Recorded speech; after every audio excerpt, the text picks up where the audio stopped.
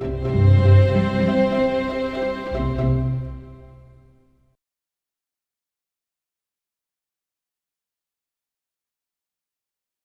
you. Thanks for inviting us here this morning. I'm Gillian Fyfe. I'm a transformation lead working with the Technology Enabled Care Programme, which is part of the Digital Health and Care Directorate at Scottish Government.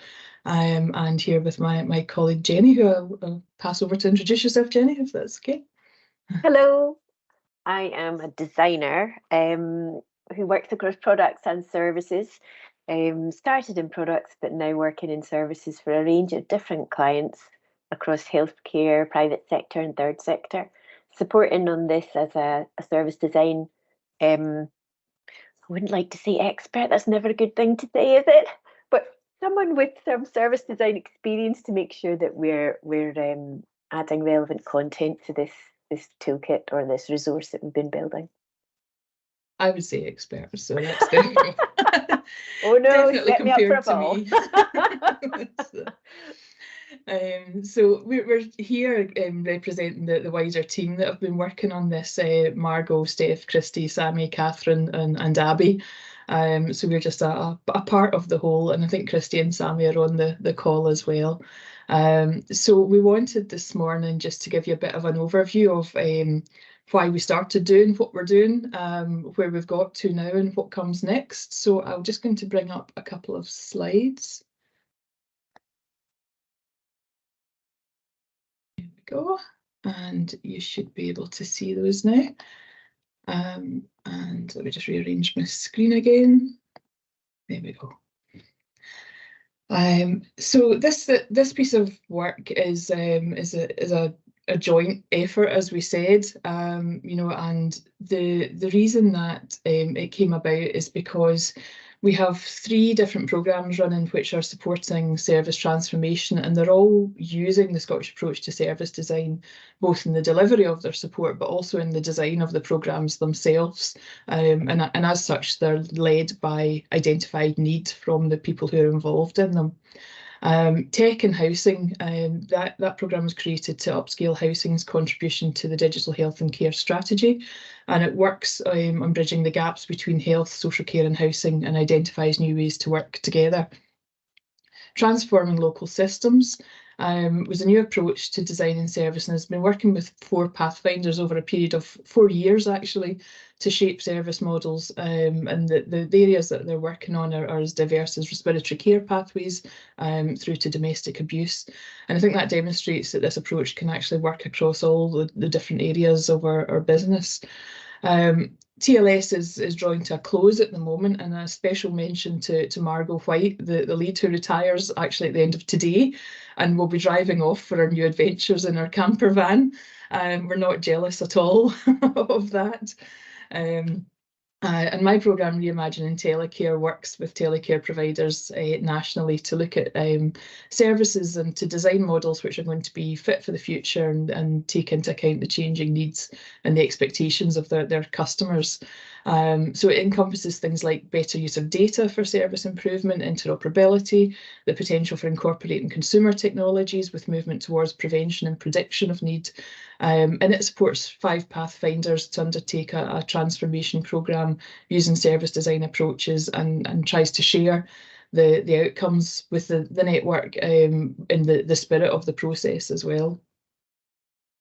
Some of the drivers for these pieces of work, and particularly around telecare, include the analogue to digital transition, which is the switch off of analogue phone lines and the putting in place the new digital phone network, which, for those of you that aren't familiar with telecare, basically means that the equipment that works at the moment on the analogue phone lines won't work on the digital phone lines. So rather than doing just a straight like for like, it's an opportunity to look at how we can actually do things a bit differently. Telecare is a service that hasn't changed a lot over the past couple of decades, probably. So it's long overdue for some review.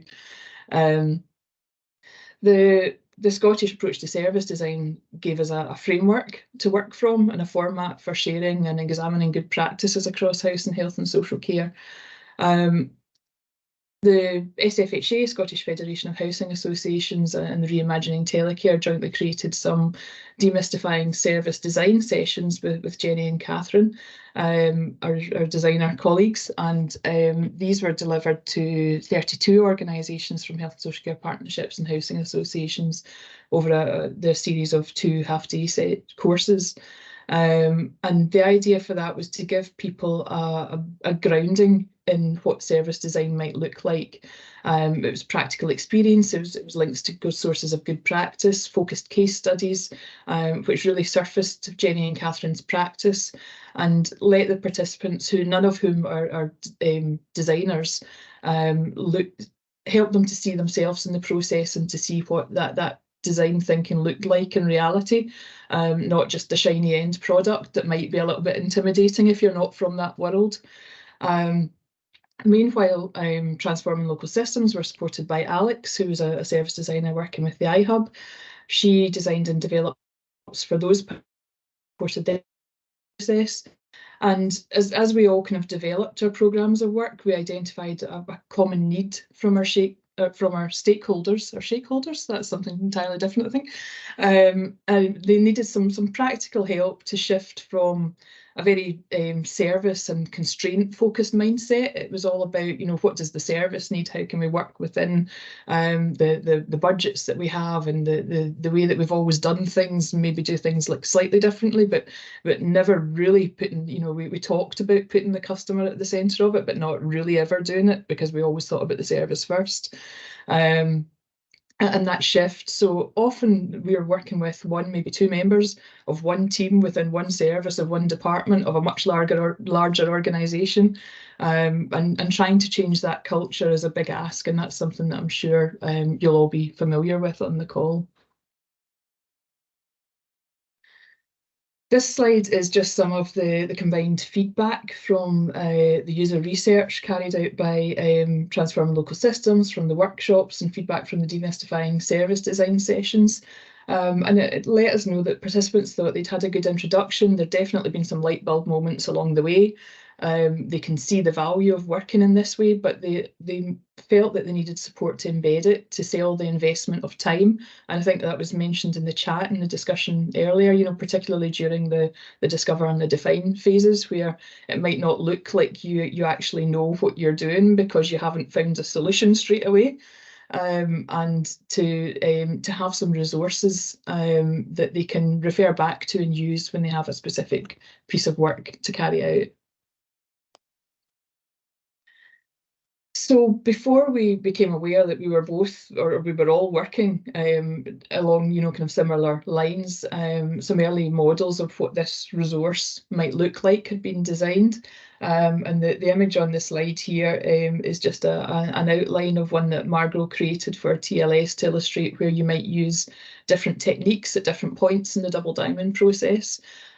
Each goal or prompt references some of the programme objectives, the workshop content, and the digital data standards. And they've been carried through into the self-assessment approach of this online resource. So when it was shared with participants, they liked it, but they really wanted something interactive, something that they could click on if they wanted to dig a bit deeper on a specific topic, and something that they could move around in quite easily. So at the same time, SFHA were working on a similar framework with Jeni, and when we brought the two together, there seemed like a really natural fit, and the feedback from our different cohorts was, practically identical. So it made sense and was absolutely in the spirit of the service design process for us to develop a joint resource. Since then, we've been having regular writing workshops online and in person, and we've created what I think is a really lovely, well-considered and well-presented catalogue of content and resources, downloads and case studies that bring the model to life and really help people to see themselves in it. So on to our kind of early growth. There was a wireframe created for development. And that went for some user testing to people who were beyond the programme, so people who hadn't been involved in the things that we had already been talking about, so weren't really immersed in it at that point, people with different levels of experience. So within that, we wanted to understand, kind of how somebody coming to it cold might react and how they might use the resource and what they might want from it. So we asked people to carry out some different types of tasks and use scenarios to be able to do that. And the design now looks quite different from what that initial concept was, which was based on that feedback. And so some of the things that came through quite strongly were that people wanted to learn from people like me, so really wanted to see themselves in it. And they wanted to see recognised and trusted organisations involved. So that would give people the confidence to know that the resources that they were accessing were of a good quality and of a high standard, to be able to understand the organisations that were involved. We've got user testing underway at the moment to keep that feedback loop going, and we're checking at each stage that what we're building is working for the people who will use it. So some of the insights from that user testing were that there were differentiation in our audiences. There was a more strategic level who were looking at planning, what the impact might be, and developing buy-in to the approach. People who might be writing business cases, things like that, for example. And then there was a more operational level, so the people who are actually implementing the projects, people who are looking to learn from others to think about how they implement the approach in their own context. And they were looking for more details and tools and examples of practice. And I think our design at the moment, which Jenny will take you through a bit later in the presentation, takes account of these different levels of user journeys and the different needs that people might have from this resource. But for both of them, understanding the overall process and being able to use that and planning and assessing what good looks like is really important. And I think what we also found was that differentiation by those different levels was more important than the sector that people worked in, because they often were coming up against the same challenges or had the different needs, and they were given us similar feedback regardless of which sector they worked in. But one thing that also came out of that was, and I think again from some of the discussion this morning, was that there might be different terms for quite similar things, and depending on what training or what frameworks people have been exposed to, there might be confused and talking at cross purposes when actually they're trying to do the same thing. And that's something that we wanted to try and pull through into the resource and talk about some of the language and terminology that you might have heard talked about elsewhere, and actually in this context, this is what it might mean for you. So the slide here just kind of indicates the different categories of users and how they were looking to use the resources in different ways depending on the task at hand. And as part of it, we used the Moscow framework to help identify some of the priorities. So I should say that the site at the moment is what we consider to be an MVP. There's a lot of content that's been developed that's not actually in the site yet, but we still wanted to give you a view of where we're at this morning.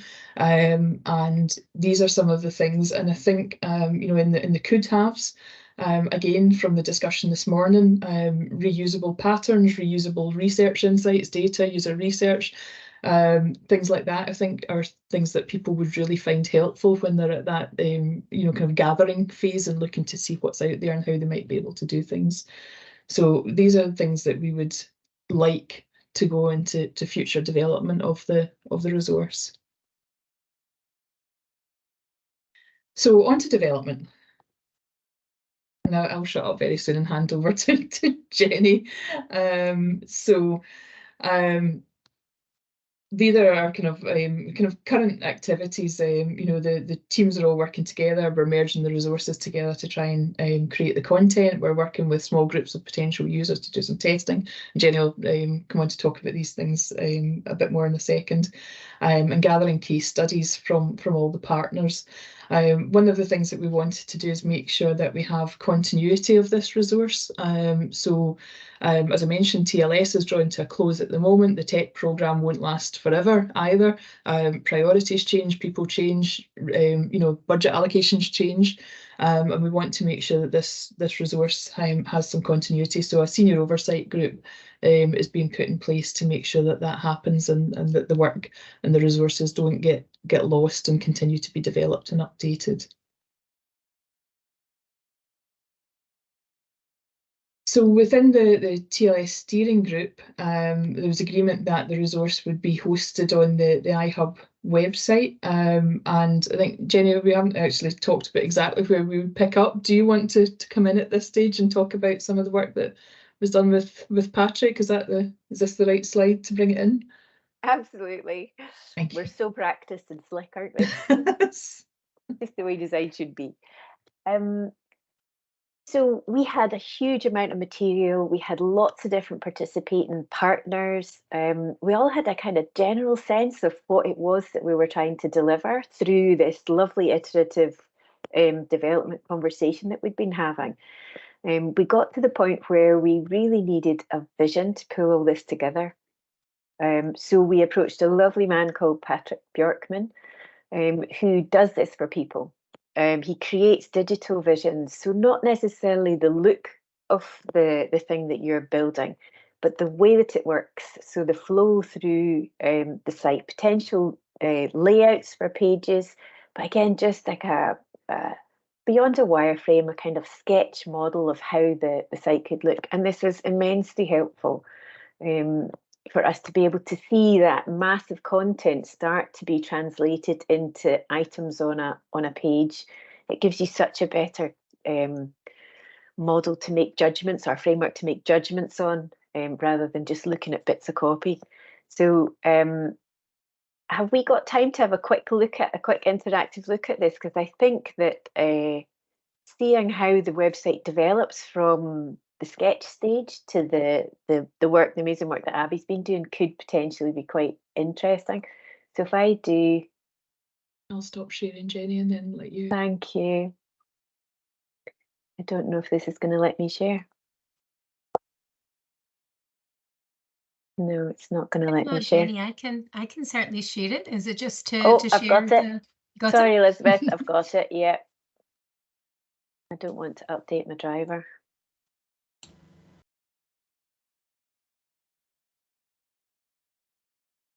Okay. That's you.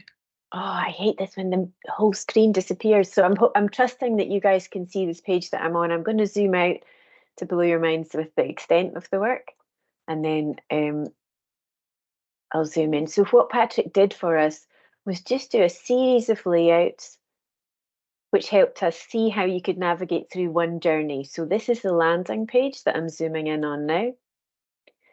And I'm not going to dwell on this page, but I'll show you how it translates into the work that Abby and Christy and the rest of the team have been doing. So he suggested navigation mechanisms for those personas that you saw earlier on, or those different user groups. We narrowed it down to 3 different user groups. So we have 3 entry points to the site as soon as you land on the site. So the different user groups are a novice who has heard about the design approach, the service design approach, through maybe another team member working in this way. We have somebody who's been on a course already, could have been the Demystifying Service Design course, it could have been any other service design course.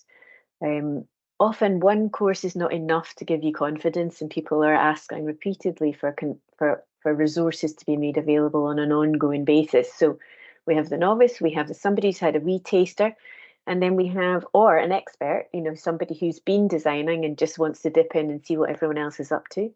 Same person.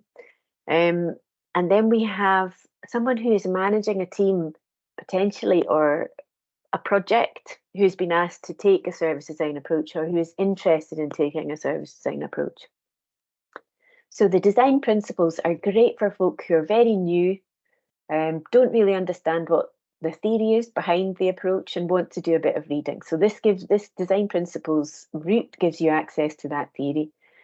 We then have, for the folk who have had a wee taster and want to dip in and use it as a reference, we have a little refresher in the process and access to a tools library.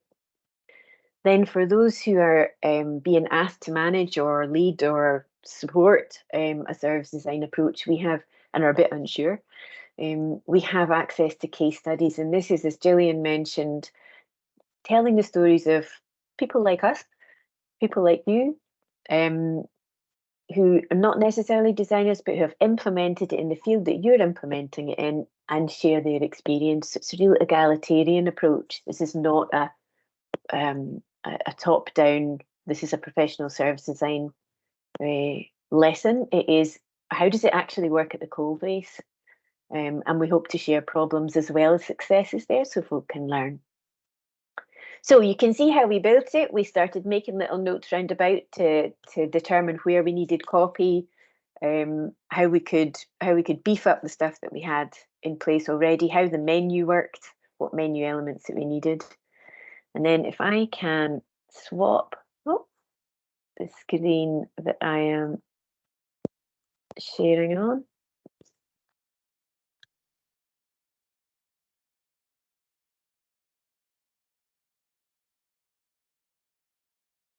Sorry guys, this is clunky, but we'll get there.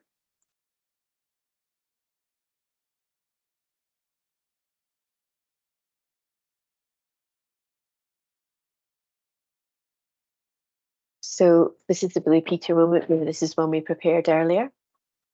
And this is the amazing work of Abby and Christy and the team actually on the iHub or closed iHub site so that we can see how it comes together. As Gillian said, it's an MVP. So we've not yet put it through a graphics filter. This is just the raw content with Abby doing a great job in laying that out the best that she can. We're hoping that the constraints of Umbraco will let us have more visual input into the site, but I think in terms of seeing the navigation and some of the content and the journey through the site, it's a great place to start.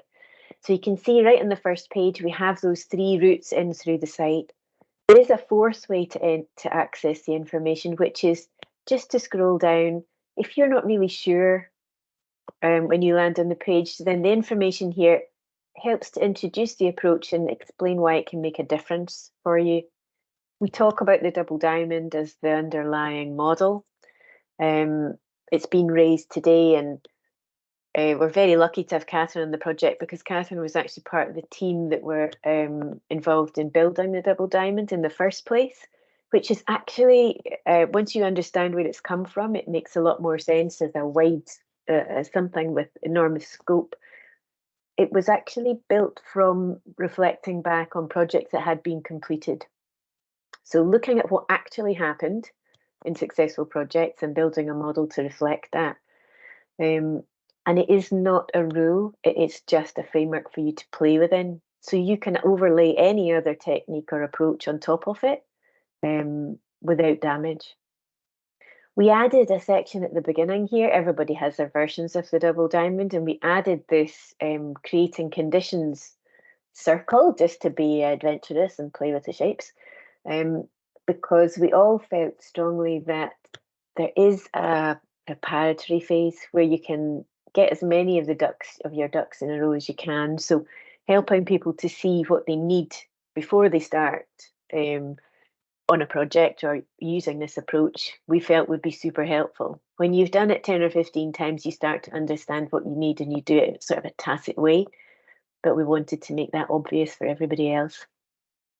And again, this is these are prototype stories. So in reality, they maybe wouldn't just say Joyce or Tommy or Jenny. This is Joyce Gray, who's the Chief Executive of COVID Aid. This is Tommy Patillo, who is the coordinator of Purple Alert. And I stuck one in there because we were running out of videos. But this is the kind of spread that we want. We want people on the ground sharing their stories. And these are very short snippets from the perspective of a web audience and design-focused team. And then we have the access to a few of the case studies, and at the bottom we have a tool resource so that you can access quite quickly the tools if you recognise them or if you're hunting for reference on a tool that you've come across. So if we go back to the top and follow a path, if you're coming in as somebody who's been on a course or has heard of the technique and potentially you want to learn a little bit more, we can follow the route through to the story of the process and the tools. So again, in here, a little bit more in-depth story about the double diamond. And then the intention is to have all 4 stages of the double diamond here so that you can dip into them in a little bit more depth. So going into discover, a little bit of an explanation of what the discover phase is. This is a divergent phase where you're gathering material, whether that's from users or existing material, or customers, depending on what your terminology is. And then we have a standard format for each section of the diamond in terms of the layout on the page, where we want to again use these and ideally crowdsourced videos or quotes from people who have something to say about Discover, who've been through it and either had a disaster or had a success and want to share that. We then have key topics. So this is breaking Discover down into the elements that we feel that, and from our research, others feel that are important to understand. And then this idea of a checklist, which is, again, it's trying to make the site more interactive than just a list of text. You can measure yourself against a checklist to see if you've got enough of what you need to go on to the next stage. And there is a stress that design is not linear, the double diamond is not linear, that you can be coming to this when you're way further on in the project, and use it just to see if you should go back and reinforce what you have with something from an earlier phase. So the other thing to point out is at the side we also have the easy access. I sound like a salesperson. The easy access menu board is on your right hand side. So you can navigate through back to particular tools if you have an interest, either through the tool directory or through the tools that are suggested for that particular phase of the diamond. And you can get right back up to the top and go back in through another route. So on the bottom of this page and on the bottom of all 4 diamond section pages, we are suggesting tools that could be useful at that stage. We're very clear that there are a host of tools that can be used almost anywhere on the journey, depending on what you need to discover or refine at that particular point. So the whole approach is very much, this is a suite of information and tools that you use as you need them. There is no cast iron rule, and you adapt them to your purposes because that's what the rest of us are all doing. There's also the easy access down here to the full tool directory. I think there's a little bit of content in the checklist just to give you a little peek at the things that we have suggested in here. And again, this is pre-graphics, so it does look very text heavy at the moment, but the firm intention is that it will be a little bit more engaging and easier to access using the skills of our fellow designers. Is there anything else that I can share with anybody? As Gillian said, all the full content is not here yet. I can also show you the key topics. So thinking about things like just clarifying what it is that you're doing at a discover stage, making sure that you are building on existing knowledge and not reinventing the wheel, clarifying constraints. So that's the basic sort of project management stuff, which being really clear to share that with the team so that everybody knows where the edges are. Understanding your users, understanding their needs, which is a different thing. And we're trying to use throughout relatively simple language. We don't want to shy away from the jargon that is used within service design because people may bump into it. But we don't want to speak solely in jargon so that people feel excluded. So, if I stop presenting. Jeni, your timing is absolutely perfect. You're 1 minute ahead of when we were actually scheduled to start. Elizabeth, sorry, can't hear you that well. Oh. That would be because that's not down. So I was just saying, Jeni, your timing is absolutely perfect. You're now, given my fluffing around with the microphone, you're now bang on the time that we were going to stop and do quick Q&A. So thank you for Thanks for the presentation and for the demonstration, and for managing to pack a heck of a lot into the amount of time that you were allocated. Can I just build on what Jeni was saying? Are there any questions or any comments or observations from anybody? And if there